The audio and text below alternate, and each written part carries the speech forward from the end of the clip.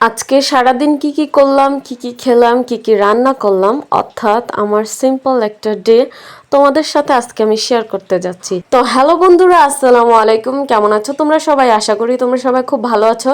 তো সকালে ঘুম থেকে উঠে আমি আমার নাস্তাটা করে ফেললাম। এটা হোটেল থেকে আনা হয়েছিল, আর হোটেলের রুটি ভাজি অনেক বেশি ভালো লাগে আমার কাছে খেতে। তো এখানে এই মোরগটা জবাই করা হবে আজকে রান্না করার জন্য। তো আম্মু এখানে সুন্দর করে কাটাকুটি করে রেডি করে নিচ্ছিল। আমার কাছে দেশি মোরগের মাংসটা অনেক বেশি ভালো লাগে পোলট্রি মুরগির থেকে, আর আমার মনে হয় যেটা সবার কাছে হয়তো একটু বেশি ভালো লাগে। তো এখানে আম্মু সুন্দর করে রান্না বসিয়ে দিল, আর মাটির চুলায় রান্না করলে অনেক বেশি ধোয়া হয়, সেটা আমরা সবাই জানি। এই জন্য আমার ক্যামেরাটা একটু ঘোলা হয়ে গেছিলো। তো এখানে পেঁয়াজ কেটে কড়াইতে দেওয়া হচ্ছিলো, এখন দেওয়া হলো তেল।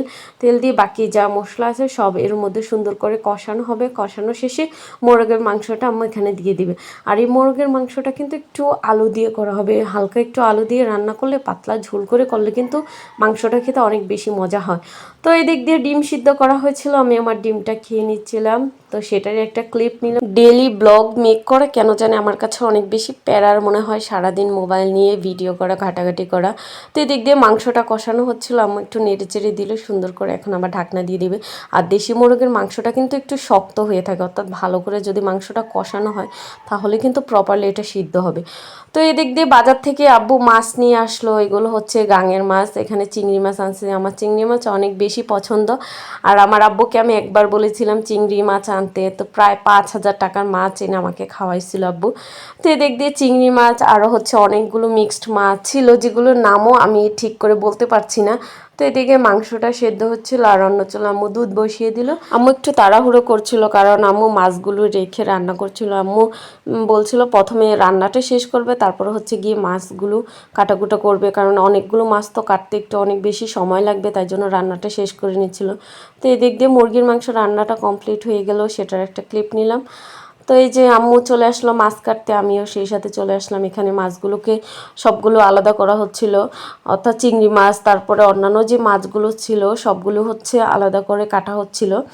আর চিংড়ি মাছটা আজকে রান্না করা হবে, সেই সাথে বাইল্লা মাছ ওটাও রান্না করা হবে। বাকি মাছগুলো আম্মু রেখে দিবে, কারণ এমনিতে মুরগির মাংস রান্না করা হয়েছে, আর অন্য তরকারি ছিল, সেই সাথে এত কিছু খাওয়া যাবে না একদিনে। আর যেহেতু মাছ নিয়ে আসছে আব্বু, আর তাজা মাছ রান্না করলে তাজা মাছ খাওয়ার কিন্তু স্বাদটাই অন্যরকম থাকে। ফ্রিজে রেখে খেলে কেন জানি এত বেশি একটা ভালো লাগে না। আর এই মাছগুলো সাধারণত একটু ভুনা ভুনা করলেই বেশি ভালো লাগে খেতে, অর্থাৎ সবজি দিয়ে এত বেশি একটা ভালো লাগে না খেতে। একটু পেঁয়াজ, তারপরে হচ্ছে টমেটো, কাঁচামরিচ দিয়ে ঝাল ঝাল করে যদি ভুনা করা হয় তাহলে কিন্তু অনেক মজার লাগে এই মাছগুলো খেতে। এদিক দিয়ে আমাদের তালের গাছের লেপাগুলো পাড়া হবে। তো অনেক দিন ধরে আসলে আব্বু লোক খুঁজছিল তালের লেপা পাড়ার জন্য, বাট কাউকে ওরকম পাচ্ছিল না, তো হুট করে পেয়ে গেল। আর তালের লেপা কিন্তু ভিতর দিয়ে যে শ্বাসগুলো থাকে না, ওগুলো যদি পরিপক্ক হয়ে যায় তাহলে কিন্তু খেতে এতটা মজা লাগে না। শক্ত শক্ত হয়ে গেলে ওগুলো এতটা ভালো লাগে না খেতে। আর আমরা শক্ত তালের লেপা কেউ খেতে পারি না, সবাই একটু নরমই পছন্দ করি। আমার দাদুর কিন্তু অনেকগুলো তাল গাছ রয়েছে, আর এই তাল গাছে কিন্তু মাশাল্লাহ খুব ভালো পরিমাণে তাল ধরে প্রতি বছর। বাট ওইরকম কোনো মানুষ পায় না যে তালগুলো পারবে বা লেপা অবস্থায় আমরা খাবো। তো যখন পাই তখনই আসলে এগুলো পারি। তো এই গাছটা থেকে আজকে সবগুলো তালের লেপা পাড়া হবে। তো এদিক দিয়ে তালের লেপা কীভাবে পারে আমি আসলে কখনো দেখি নাই, তো আজকে যেহেতু ভিডিও করলাম, ভিডিও সুবাদে দেখাও হয়ে গেল। আর আমাদের এই গাছের তালগুলো কিন্তু অনেক মিষ্টি হয়, এগুলো দিয়ে প্রতি বছর পিঠা পুলি অনেক কিছু বানানো হয়। ওই দিন বিশেষ করে তালের লেপাগুলো পাড়া হচ্ছিল আমার হাজব্যান্ডের জন্য, কারণ উনি তালের লেপা খেতে খুব বেশি পছন্দ করেন। গ্রামে বসবাস করলে কিন্তু অনেক সুযোগ সুবিধা রয়েছে, যেমন গ্রামীণ যে ফলমূল তাজা, তারপর হচ্ছে শাকসবজি, এগুলো কিন্তু একদম ফরমালিন মুক্ত, এগুলো আপনি খুব সহজেই খেতে পারবেন। আর গ্রামের যে সুন্দর পরিবেশ সেটা দেখলে তো মন এমনিতেই ভালো হয়ে যাবে। হয়তো গ্রামে বেশি দিন থাকা হবে না, এটা ভেবেই খুব বেশি আফসোস লাগছে, বাট কিছু করার নেই। মানুষকে জীবন, পরিবেশ, পরিস্থিতির কারণে এক জায়গা থেকে অন্য জায়গায় না চাইতেও চলে যেতে হয়, কিছু তো আর করার নেই। আর বাবার বাড়িতে কোনো মেয়ে তো চিরদিন থাকতেও পারে না, তাকে তার স্বামীর বাড়িতে যেতে হবে, যেটাই তার শেষ বয়সের ঠিকানা। তো এটা ভেবে মনটা খুব বেশি খারাপ লাগছিল।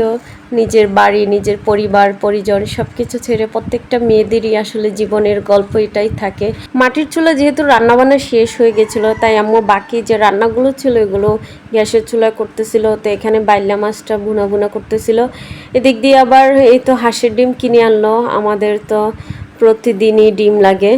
তো তো চিংড়ি মাছটা এখানে ভুনা করা হবে, তো ধুয়ে পরিষ্কার করে রাখা হয়েছিল। আলহামদুলিল্লাহ সবগুলো রান্না খাবার প্লাস আজকের দিনটা সবকিছুই খুব ভালো ছিল। তো ভালো থাকবেন সবাই, আল্লাহ হাফিজ।